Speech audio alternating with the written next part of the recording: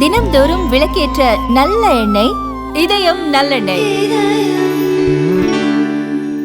திருவாரூர் மாவட்டம் கூத்தாநல்லூரை சேர்ந்த முகமது அபுதாஹிர் என்பவர் வெளிநாட்டில் வேலை செய்து வருகிறார். அவரது மனைவி சுல்தான் பீவி அவர்களது 1.5 வயது குழந்தையுடன் சொந்த ஊரில் வாழ்ந்து வருகிறார்.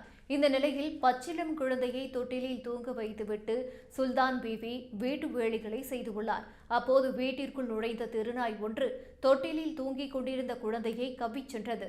அதை கவனித்த குழந்தையின் பாட்டி தெருநாயை விரட்ட முயற்சித்துள்ளார். அப்போது குழந்தையின் பாட்டியையும் தெருநாய் கடித்துள்ளது. நாய் கடித்ததில் பச்சிளம் குழந்தைக்கும் பாட்டிக்கும் பலத்த காயம் ஏற்பட்டுள்ளது. குழந்தையின் அழுகை சத்தம் கேட்டு சென்ற குழந்தையின் தாய் தெருநாயை விரட்டியுள்ளார். பின்னர் காயமடைந்த குழந்தையும் பாட்டி மல்லிகா பேபியும் திருவாரூர் அரசு மருத்துவமனையில் அனுமதிக்கப்பட்டனர். இருவருக்கும் சிகிச்சை அளிக்கப்பட்டு வருகிறது. திருவாரூர் மாவட்டத்தில் இன்று ஒரே நாளில் தெருநாய் கடித்த 4 குழந்தைகள் திருவாரூர் அரசு மருத்துவமனையில் அனுமதிக்கப்பட்டுள்ளனர். தெருநாய்களை பிடிக்க 8 வாரங்கள் கெடு விதித்து உச்சநீதிமன்றம் உத்தரவிட்டுள்ள நிலையில் அதை சுணக்கம் இல்லாமல் செய்திட பொதுமக்கள் வேண்டுகோள் விடுத்துள்ளனர்.